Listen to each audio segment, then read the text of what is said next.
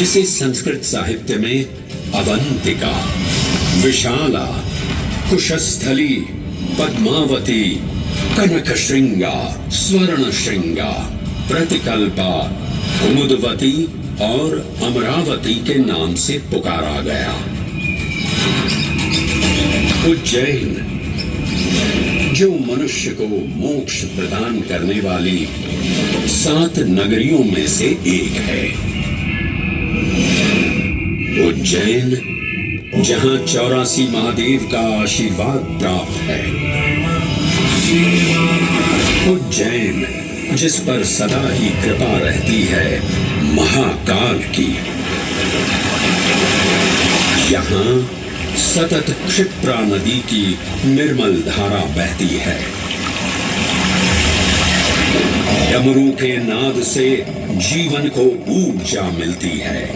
घंटियों की झंकार मन को आनंदित करती है। और यहाँ का आकाश शिव आशीष स्वरूप है। श्मशान ऊषर क्षेत्र पीठम तू मनमेव च पंचकत्र न लभ्यते महाकाल पुरद्दते। अर्थात यहाँ पर श्मशान, ऊषर यानी अनुपजाऊ भूमि, क्षेत्र अर्थात पवित्र भूमि, पीठ यानी शक्ति स्थान और मन अर्थात आध्यात्मिक शांति का स्थल, पांचों एक ही स्थान पर उपलब्ध हैं। ये संयोग महाकाल की नगरी उज्जैन की महिमा को और गरिमामय बना देता है। उज्जैन के इस अलौकिक स्वरूप से प्रभावित हो महाकवि कालिदास अपने काव्य मेघदूत में लिखते हैं, हे जलधर, यदि महाकाल के मंदिर में समय से पहले तुम पहुंच जाओ तो तब तक वहां ठहर जाना जब तक सूर्य आंख से ओझल न हो जाए। शिव की संध्याकालीन आरती के समय नगाड़े जैसी मधुर ध्वनि करते हुए तुम्हें अपने धीर गंभीर गर्जनों का पूरा फल प्राप्त होगा। ये संध्या आरती जिसे कालिदास ने सराहा है अत्यंत महत्वपूर्ण है, क्योंकि ये वो प्रहर है जब सभी देवी देवता गंधर्व यहाँ उपस्थित होते हैं।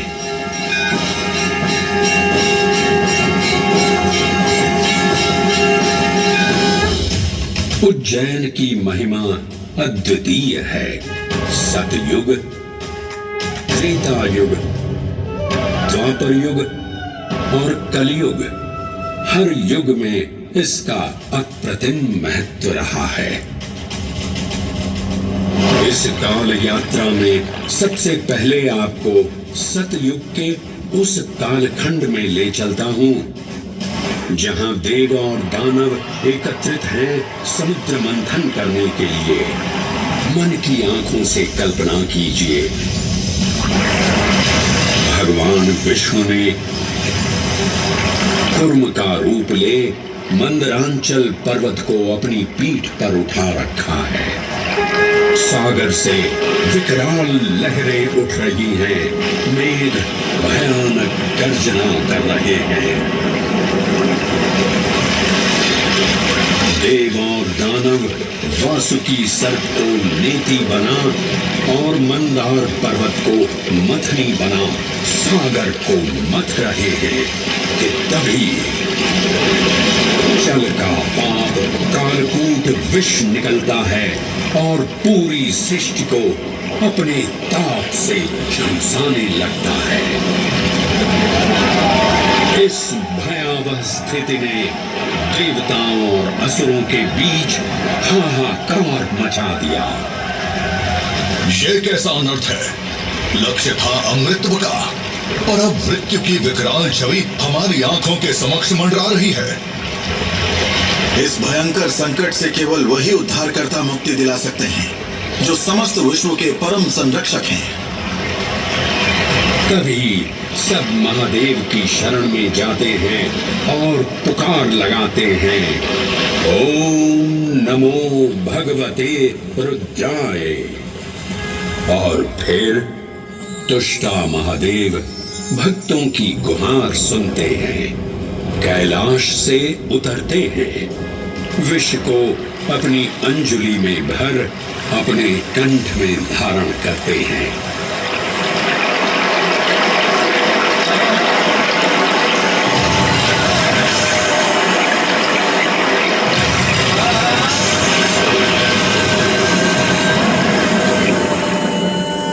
अंततो गत्वा सागर मंथन से अमृत कलश प्रकट होता है।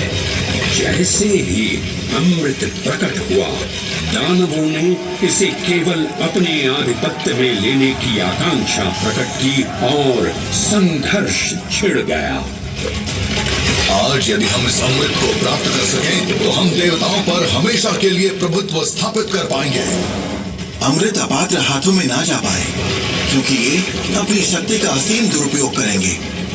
इस अराजकता के परिणाम स्वरूप अमृत की कुछ बूंदें छलकी और पृथ्वी तक पहुंच गई।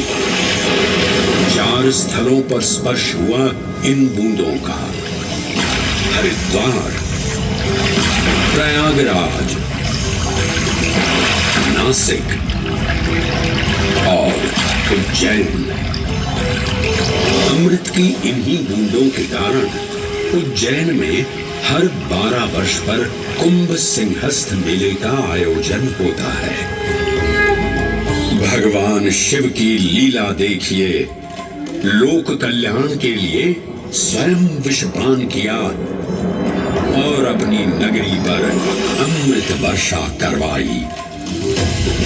अमृत की पावन बूंदों से अभिसिंचित ये दिव्य उज्जैन भूमि रामायण के पृष्ठों में भी सम्मिलित हुई। सतयुग के बाद त्रेता युग में माता सीता की खोज में वानर सेना का यहाँ आगमन हुआ।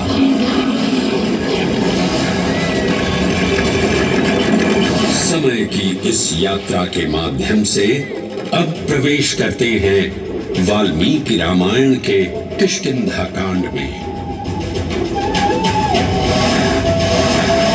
जब वानर राजा सुग्रीव अपने यूथपतियों से सभी प्रमुख स्थानों पर जाने के लिए कहते हैं और उन्हें अवंती नगर यानी उज्जैन जाने का आदेश भी देते हैं। मेखला उत्कल के क्षेत्र, दशर्न के नगर, आब्रवंती, अवंती और विदर्भ के राज्य, साथ ही माहिष्का के आकर्षक राज्य में भी पूरी तरह से खोजना होगा। एक युग भगवान विष्णु के राम अवतार से संपृक्त और अगला युग उन्हीं के एक और दिव्य अवतार से समरस होना, ये अद्वितीय संगम केवल उज्जैन में ही संभव था। परंतु एक क्षण ठहरिए और ध्यान से सुनिए। ये हैं महाकाल के 1008 दिव्य नाम। हाँ, मैंने काल चक्र को परिवर्तित कर दिया है और अब द्वापर युग का शुभारंभ हो चुका है। विस्मय पूर्ण हो जाएंगे ये जानकर कि महाकाल के इन नामों को स्वयं भगवान श्री कृष्ण ने रचकर पिरोया था। महाकाल सहस्र नामावली की ये अद्भुत रचना उस समय की है जब योगेश्वर कृष्ण, उनके मित्र सुदामा और शेषावतार बलराम ने अवंती नगरी में स्थित सांदीपनी ऋषि के आश्रम में वेद, वेदांत दर्शन और शस्त्र विद्या की शिक्षा ग्रहण की थी। कहते हैं कि भगवान श्री कृष्ण को अवंती ने ऐसा मंत्रमुग्ध कर दिया कि यहाँ 64 दिनों तक रुककर उन्होंने 64 विद्याएं और 14 कलाओं का ज्ञान लिया। उज्जैन का संबंध महाभारत से भी जुड़ा हुआ है।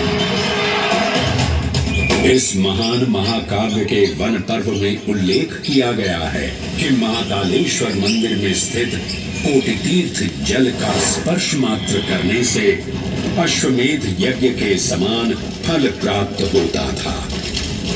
और फिर परिवर्तन की इस अनवरत धारा ने एक नई कहानी लिखी। उज्जैन में उदय हुआ मौर्य वंश का। सम्राट बिंदुसार ने अपने पुत्र अशोक को उज्जैन का राज्यपाल बनाया और समय के साथ अशोक के शासनकाल में धर्म का विस्तार हुआ। मौर्य वंश के पश्चात विभिन्न राजवंशों, सम्राटों और नरेशों ने उज्जैन की सेवा की। उनमें से प्रमुख मालवागण और फिर गुप्त वंश ने यहाँ राज कर इसके वैभव में वृद्धि की। उज्जैन ने अपने भव्य तेज से जहाँ महात्माओं और शासकों को आकर्षित किया, वहीं इस नगर पर आतताइयों की दृष्टि भी पड़ी।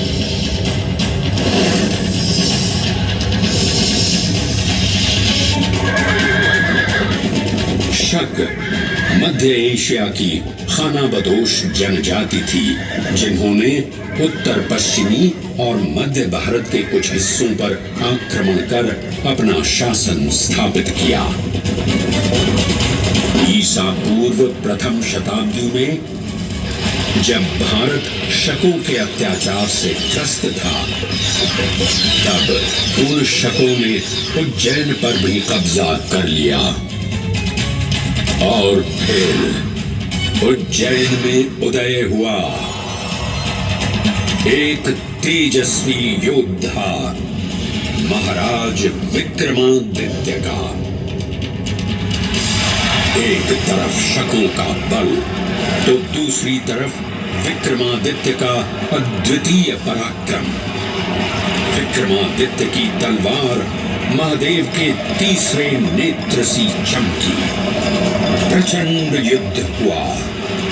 महाकाल की कृपा से शूरवीरों ने शकों को परास्त किया और उज्जैन में गणतांत्रिक शासन स्थापित किया।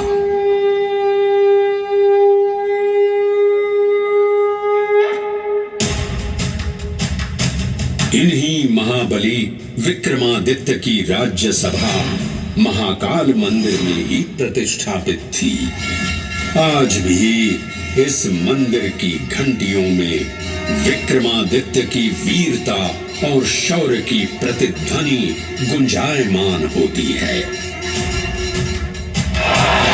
राजा विक्रमादित्य और शकों के मध्य हुए युद्ध ने उज्जैन को कालचक्र से अभिन्न रूप से जोड़ दिया, क्योंकि जिस दिन उनको विजय प्राप्त हुई, उस गौरवशाली उपलब्धि के सम्मान में एक नवीन पंचांग का शुभारंभ किया गया, विक्रम संवत पंचांग।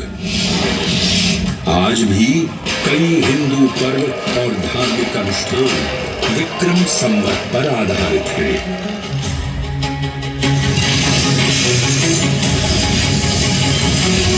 पृथ्वी की भौगोलिक कर्क रेखा इस पावन उज्जैन भूमि से होकर गुजरती है।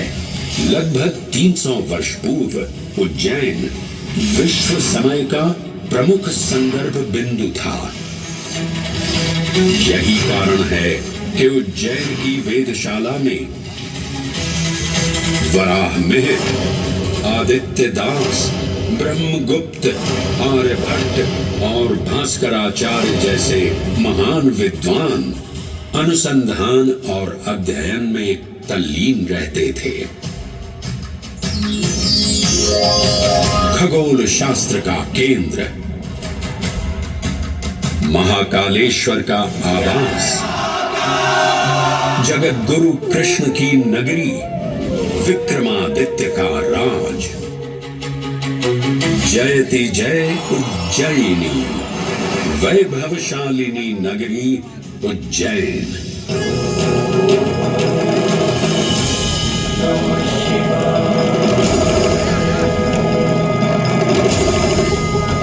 श्वासों को शिव मंत्र से अलंकृत कर, मन को भाव की गंगा से निर्मल कर, जो भी उज्जैन में महादेव की शरण लेता है, उसका कल्याण होना निश्चित है।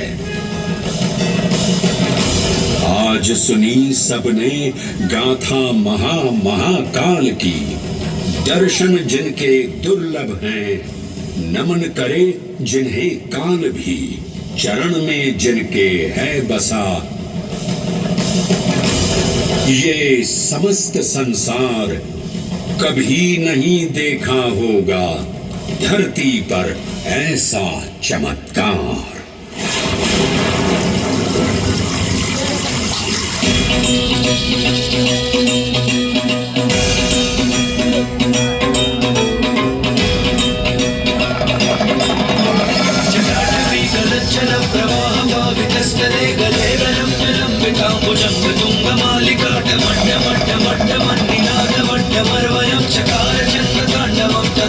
शिव शिव